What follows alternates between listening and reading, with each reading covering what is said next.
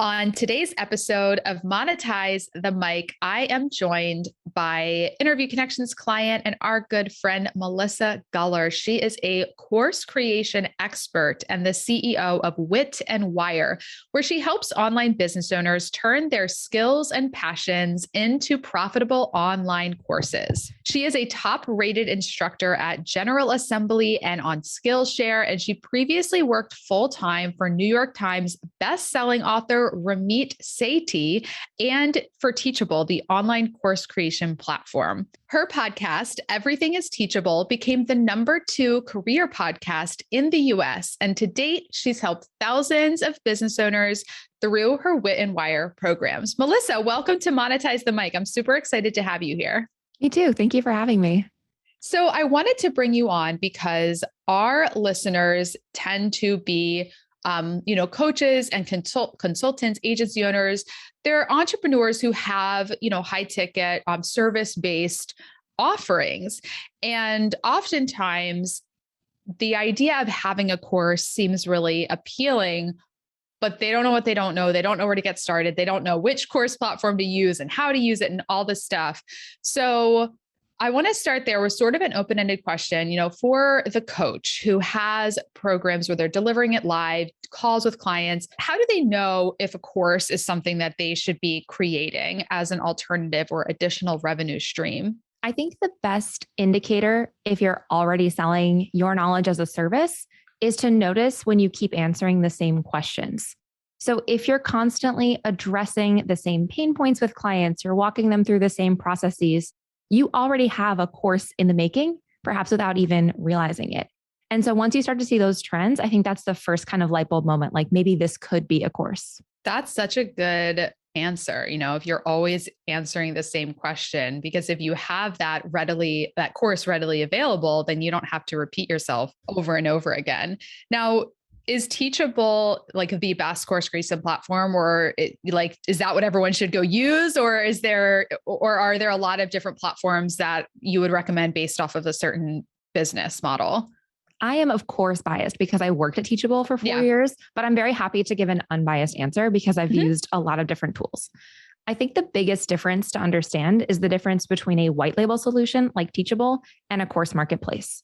So when you look online, there are course marketplaces like Skillshare, Udemy, and as a creator, you have the opportunity to put a course on those platforms. But the biggest problem is that you are building that business's audience and they control the pricing. So I have a fairly successful Skillshare course. I have 5,000 or 6,000 students in the course, and I probably earn $100 to $200 a month at max. And that's in a pretty top percentage of the amount of students you could expect. I would say the only benefits to the course marketplaces are exposure. You do get a little bit of clout because people are learning about you on those platforms. But if you can't convert them to your own business, you're not going to turn a real profit. And that's actually how Teachable was founded. Ankur Nagpal, the CEO of Teachable, he created the platform because he was frustrated as a Udemy instructor because he couldn't control his pricing. They were taking such a huge percentage of the sale and he wasn't building up his own business. So that's why I use Teachable, because it creates a course that appears to be sold from witandwire.com. The way that you can use, say, Squarespace to build a website, you can use Teachable to create a course. And that's why I think Teachable and those direct competitors are often the best option because you earn the money, you create the experience, and it's part of your business. Yeah, we use Teachable for our Monetize the Mic group coaching program. I'm actually using Teachable to save employee trainings because we're doing sales trainings like with our staff, and Google Drive gets crazy. We have so many different Google Drive folders. And so I'm like, let's just get this organized into modules in a Teachable course and then add our staff to them. So I really like Teachable. I think a lot of times when people think about courses, they think they need to spend like hours, making a slide deck and recording their screen. And can you just reveal to our audience like the different types of courses there are and what does it really look like to get a course put together? When you are a current service provider, I think there are actually a couple ways you could use courses in your business. One is as a supplement to your existing client work, because ultimately a course is just an experience of some types of content that are arranged in order. So every single course is organized into sections and lessons. A lesson looks like a short post. You can include videos. You don't have to. It could just be text. And overall, it's some kind of linear experience, typically from start to finish. But you could also see a course as more of a resource library. Like I know when I was a service provider, I kept answering these same questions for my different clients. So I created a course that I enrolled all my clients into to say, here are all those the bookmarks that we talked about that were about finding podcast music. Here were all the things about finding this certain resource for your course. And so it became more of a reference. So I think you can think about it as either being linear or being a library. But then when you look at one individual lesson, I do think videos are the backbone of many courses, but you can also include things like prompts, worksheets, templates. I think people don't often consider how valuable it can be to create something that is like a starter script, a website template, just something people can actually work from instead of just watching a video. Mm-hmm. So there are so many types of content that you can include. It does not just have to be video, but I do still think that videos can be really helpful. Yeah. So can you talk a little bit about pricing a course? So let's say it's not, like at Interview Connections and in our coaching program, like the course is something that they get like included because that's where we're putting like the replays of the calls and things like that. So it's not something we're like kind of selling separately, but for a business owner that wants to create a course that they are selling, how do they know what to price it at? This is, literally the $1 million question. Exactly. This was one of the most common questions we always got at Teachable. And the truth is that it depends, but I can offer some frameworks to help. So when you are thinking about your course, I would encourage everyone to start at least $100 and not below, because there is an opportunity for, let's say, the $20 course. But if you imagine how many of those you would have to sell to have, let's say, a 6-figure year for that product, it's an enormous number. So as you increase the price, obviously the value you offer should increase, but that's my starting point, $100. So from roughly 100 to 250, that should be some kind of outcome that is helpful to people, but typically it's something they could do within about a month. It's something that is practical, but then as you start to go up to maybe like 250 to 500, that's something that might be a slightly bigger transformation. And that's really the key to all of pricing, is that as you get into a 4-figure amount, like a $1,000 course or even $2,000 and beyond, you aren't measuring how long it takes them to watch videos. Instead, you should be asking yourself, how significant is this transformation to my student? And I think that's one of the biggest places where business owners go wrong, is they're pricing based on length of the course, not on the ultimate goal for that student. That's so helpful. So next up is affiliate commissions, which is also a $1 million question. This is a question I hear asked all the time in the business owner world, both for like affiliate partnerships for like your service, but with courses, because it's sort of passive income. Obviously there's work that goes into it, but once you have it, you could sell it to multiple, lots of people. So how do you choose, like, just talk about affiliate programs, right? What's the percentage you're paying out? Just kind of talk about that. When I was at Teachable, one of my favorite creators had, I think, 60% of her revenue come from affiliates, because she encouraged all of her students to promote her program. And within a year, she was $1 million course creator.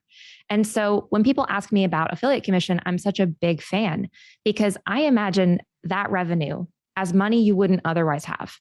Maybe some people would pay you because they would just be willing to say, oh, my friend loved this course and she talked to me about it. But I typically see creators offer 20 to 30% of a course price as the commission paid. Other people do more of a flat fee, like maybe you get a $100 referral. And in Teachable, you can set this all up to be automated if anybody is curious about the logistics. But I just can't say enough about having an affiliate program, and especially having your students become your best affiliates, because they've experienced it themselves. And what sells better than a success story? Yeah. And how do you go about asking your students to become an affiliate partner? Is it part of the onboarding when they first buy the course? What does that look like?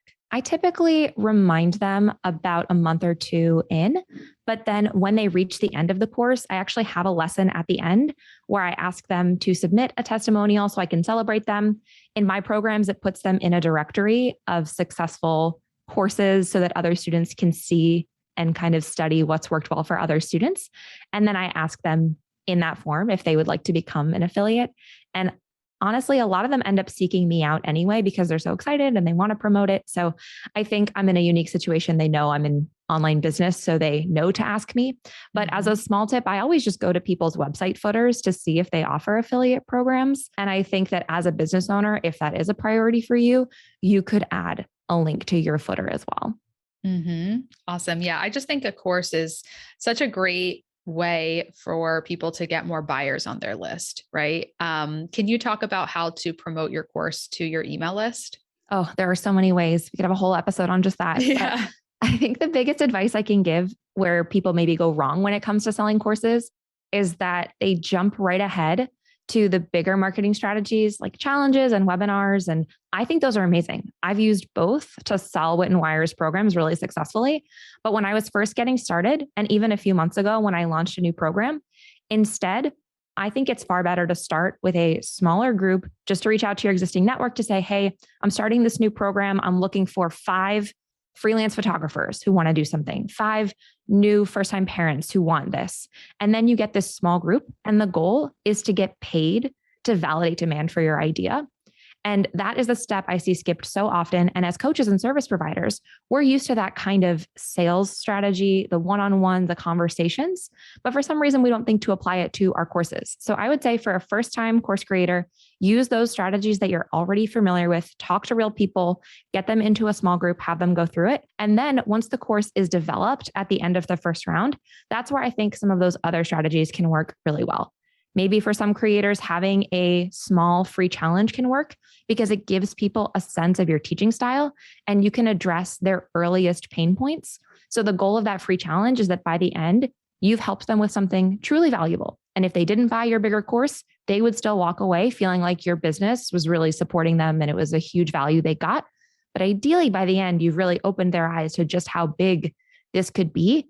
And now they're excited to continue working with you. Same thing with a masterclass. If you can get people on with you live or even in an evergreen webinar, that's been one of the biggest marketing strategies that's worked well for me. And you can show off your expertise. Again, it's about providing value, not just being a giant infomercial. But then at the end of the masterclass, you can invite people in to join the larger program. Awesome. So I want to switch gears a little bit because you were sharing with me before we started recording about how you're using TikTok. And I know that's not the topic of today's episode, but I would be remiss if I didn't ask you to kind of share what's going on there, because I think new marketing strategies are always interesting to know kind of how they're working with real business owners. So can you just share your journey with TikTok and how it's going? Absolutely. And let me preface by saying that I am not a social media person. Like this is not coming from the place of a woman who enjoys scrolling on social media. I do not use it in my personal life. I hesitantly had been using Instagram because I see a lot of value. But then after watching TikTok over the last couple of years, it has a lot of qualities that I haven't found in any other organic platform that are very different from Instagram. The biggest one is the fact that when you log into TikTok, the first page you see, the For You page, only shows you content from 30% of people you follow. And it's something like 70% people who that algorithm thinks you might like. So the biggest difference right now between the social media platforms is just the amount of reach you get to new accounts. So I always like to be a guinea pig in my own industry. I wanted to see, could I sell courses through TikTok? So I started a few days before January 1st, 2022. I had basically 3 followers, my mom and 2 other people. And I started putting out content daily. And I was just wondering how it would go. A couple of weeks later, I had only 120, 150 followers. And by that moment in time, I already had 2 people DM me with requests to hire me as a course consultant. And so now within just those 2 weeks, I made close $10,000 in sales from TikTok alone. And within only 1 month of being TikTok, as of the day of this recording, actually, I'm going to hit 1,000 followers. And that's all through the organic reach of TikTok. I am so surprised. It's honestly blowing my mind, but just seeing the amount of creativity over there and people are really willing to listen to your expertise. That's a huge difference where Instagram maybe feels like it's very curated. It feels like there's a lot of trends. You still see that on TikTok, but a lot of really savvy creators are sharing short snippets of their knowledge. And I think that's why people reached out to me. They saw that I knew what I was talking about in the course creation world, and they wanted to hire me because you can share real value in a very short amount of time. What's your TikTok handle? How can people find your TikTok? It's at Wit and Wire, same thing as my whole business. And I think a lot of the trends don't feel like me, but I'm trying to hop on some of them because I do understand that they help your account grow. So maybe just one piece of advice I can give about TikTok that helped me is that I'm treating each video I share as almost a raffle ticket. They won't all land. They will not all get picked up. You won't get the same number of views for each one. So it is a little bit about just getting consistent to see what sticks, because some of them have really led not just to views and followers, but to real potential money for my business. Awesome. So at Wit and Wire, you obviously have courses. This is what you do. And you also mentioned you're a course consultant. So I'm curious about the course consulting work. So if we've got listeners who are 6-7-figure entrepreneurs, they're like, all right, this sounds cool, but I really need somebody to help me figure out how to implement a course. Is that something that you can help people with as a consultant? And can you share more what that looks like? Yeah, absolutely. So before Teachable, I worked with Ramit Sethi, and I was the senior launch manager for all of his digital marketing strategies, primarily email-based. But between working with Ramit and doing the 12 to 18 launches a year, we were doing 8 figures annually. And then working at Teachable, where I got to talk with a really diverse array of creators and see all the different strategies they've used. I've been really fortunate to be exposed to course creators of all industries and all different sizes to see what marketing strategies have worked for their businesses. So for anybody who already has a successful course, or even if you identify as being a very successful service provider and you feel like you're kind of maxed out on your time capacity, and you think that courses could be a way for you to scale your income without just increasing the hours you work, those are some of the things that I can help with consulting, where I talk to you about either the current course and the marketing that you're doing and how we could build on that, or really just auditing to see what's working and what's not, and offer directions for you to go to hopefully find opportunities either with the marketing or within the course itself. Because I think a lot of creators, although the marketing is important, if you can enhance the course experience and help more people get to the end, turn those students into your referral partners and really help get those testimonials, the success stories, I think that makes a huge difference too. Amazing. So where can our listeners reach out to you? How can they get in touch with you if they're interested in your programs or your consulting work? If you are interested in either launching a new online course or building your existing course, you can find me at witandwire.com, and you can reach out to me through the website, or I'd be happy to connect on any of these new platforms like TikTok or Instagram. But I would say email is the best place to reach me. And I would love to hear from you to see if we can build your course business together. Amazing. Thank you so much, Melissa, for coming on Monetize the Mic. This was super helpful. And for any listeners that are interested in a course and want Melissa's help, I can tell you, as you can hear, she's amazing and she has all the answers. So thanks so much, Melissa.